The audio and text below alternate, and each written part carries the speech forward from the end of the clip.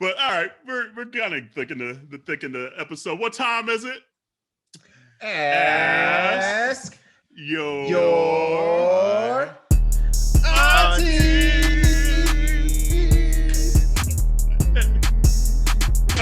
I'm loving that routine. That's like my routine for everything right now. Ooh, Sean Bankhead killed it. Killed that. Woo. And it's stuck. Okay, well, you got the question. All right. This is kind of a riff off of, obviously this is Black History Month. And so, we're just really using this time to kind of talk a lot about, just self-discovery. So last week we talked a little bit about how did you know you were gay? This week it's a little bit similar. Oh, no, it was when you were Black. I'm sorry. Yes, that's right. When you were Black. Yes. Mm-hmm. And then we migrated into gay. And your Christopher Reeve castle. We migrated into gay. Oh my gosh, my little gay ass. Okay. Back then they say he got a little sugar in his tank. Like I showed you a whole gallon, bitch. Look, okay. Pour more in the Kool-Aid. Thank you. Exactly. Yes, ma'am. Okay. This one's from Anonymous, although this was really it shouldn't be anonymous. At any rate, how old were you? And what occurred that make you feel and know, quote, I am a man now? What are those characteristics which separate being just a guy and a grown-up to being a man? I'm a woman. What's that from? Wait, that's Shania Twain. That's Mark's girl. Isn't that Shania? Oh no, he likes feel like a woman. He likes Celine. He likes Celine. Yeah, no, Celine. I think it's Living Color. Like I think it's Wanda. Wanda. She's like, I'm a woman. I think it's Wanda that said it. Anyway, Smithy will let us know. Smithy, let us know, please. Thank you. Smithy. Right, Smithy. Smithy. What do you want, aunties? Right. Anyway, when did I feel like I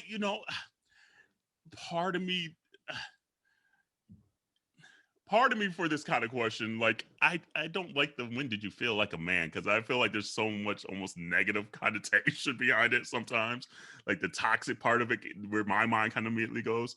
But honestly, when I started paying my damn bills, that's when I felt like a man, or at least a grown-up, because it's just like I had to figure out a way to make sure I have enough money to survive, quite frankly. It's like, so honestly, when I bought my first car, got my first apartment, I felt immediately like, damn, okay, I'm on my own almost damn now. Yeah. Like, yes, I think if I fell on hard times, I think my family would be like, okay, how do we get you back up and things like that. But honestly, and I've kind of always been that way. I got a job at 16. Like my parents didn't tell me I had to get a job or anything like I've kind of always been the one, like, I don't need anyone to think for me. I don't need anyone else's money. I don't need, I can figure this shit out kind of person. So even since 16, woman from the get-go, bitch, So, and I don't know where that stems from, and maybe some of it stems from, like, at that point in time, I was still hiding. So, like, maybe it was almost a way to make sure no one figured out I was gay. So I was like, okay, I'll figure this shit out my own and get a job and have my own money and do what I want to do. But I know for sure the second I graduated and got my first job, I was like, oh man, I'm on my own. And you pay that first rent and you're like, damn, that's money out my pocket like that. And then when I got my first car, I was like, damn, now I got this car note every month. And then honestly, I did, like, moving to Atlanta was the first time, even though Corey and I lived together in Dallas, I almost kind of saw that as his house, even though he was like, it's our house and things like that.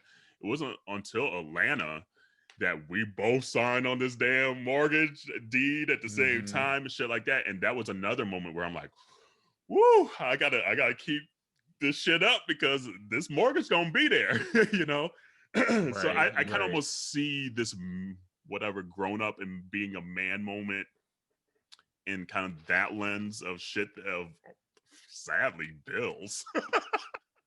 like guys, like I gotta survive out here, which is kind of sad. I would say another moment where I just felt proud and just maybe gushy is when I got married. That was another moment where I was like, because I never really saw myself getting married at the beginning, honestly. And not just like Corey, but just like I think that was just another thing, especially at the time, gays couldn't get married, so it was just never something that was like a goal of mine. But then finally getting a stable relationship with someone that I adore a lot, being up there and like seeing your vows and shit, you're like, oh shit, this is like legit, like like this is for real.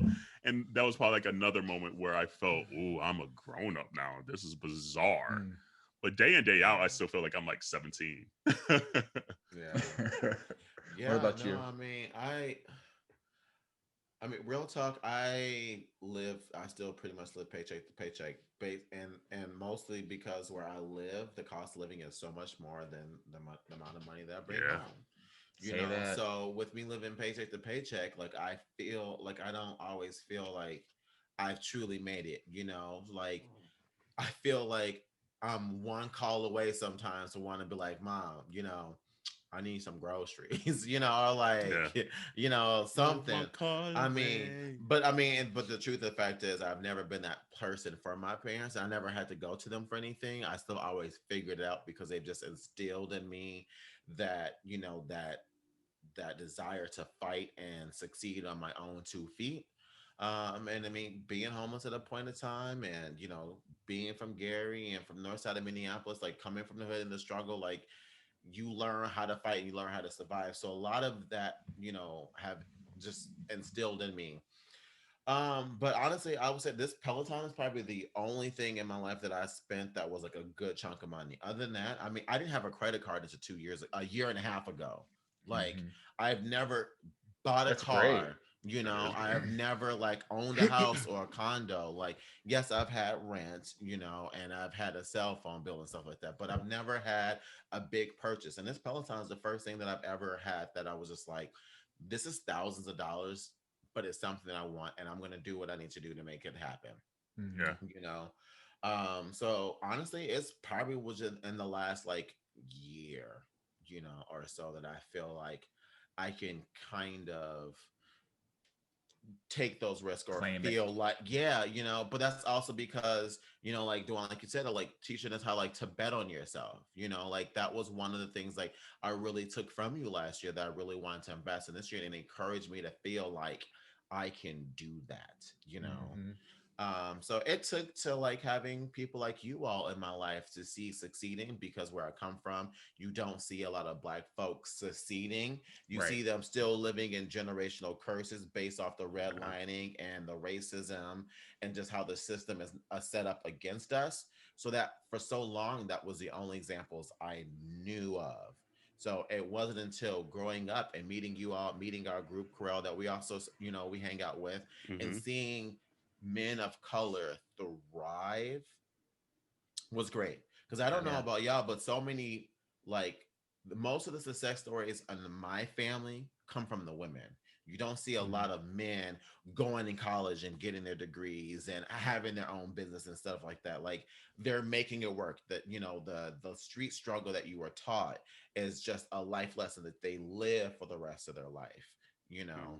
And so it was just nice to see a different style, or not a different style, but just a different way for Black men to live through you all. Like, and that's why I say, like, all the time, how much I appreciate y'all, how much I've learned from y'all, because y'all taught me so much to the core of who I am. Like, I owe a lot of my growth truly to y'all, because you all are my examples. You know, I didn't have the big brothers or the big cousins around, because I'm the oldest in my generation. Who you calling big?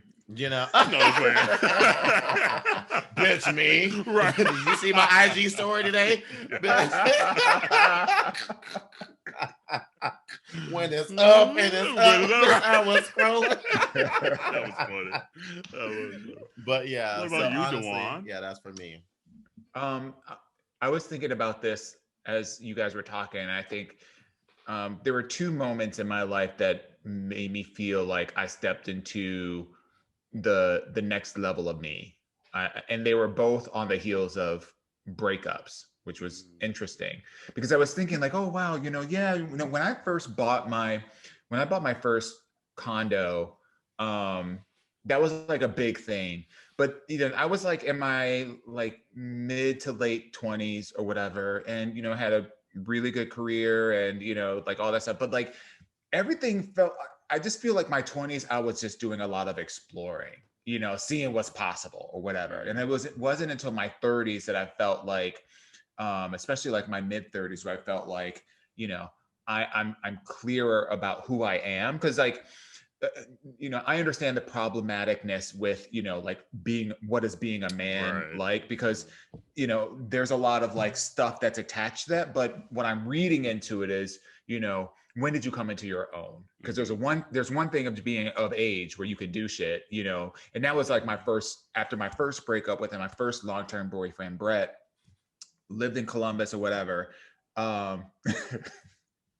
Oh, she just got a memory. All right, I'm gonna share this. We broke up because I'm not gonna share that. Oh, you can't tease us like that. It was just saying on live yesterday with Rodney that we don't not share nothing. Right. I know, but I'm just like, okay. I mean, I did expose his name and everything, so I can bleep that part out. Right. We were bleeping that. It's not like it's not terrible. It was just, you know, we were just both young or whatever, and you know, we were in kind of like at that point a stagnant relationship, and he was ready. You can see her HR greers are kicking in right now. That's she exactly. is trying. All right, all black. He decided he wanted to buy a house. I was like, oh, that's cool. He was like, no, but I don't want you to live with me. Ooh. So I was like, okay, then it's a wrap. Yeah. And that's how we broke up. So that's interesting. That might have to be another Ask Yo AunTeas question for like another day. That's interesting. And I can go into more, but you know, she always got stories. So, but you know, you know, it wasn't devastating. It wasn't like a terrible breakup. But it was just like one of those moments. Like, okay, well, now I don't want to be with a person who. Like it was his first house, and you know, like money was different between like our upbringings and all that kind of stuff. So but it was just like one of those things, like I'm not gonna, like, we live together now, so how is it gonna look like me finding my own place and then dating you while you live in a house?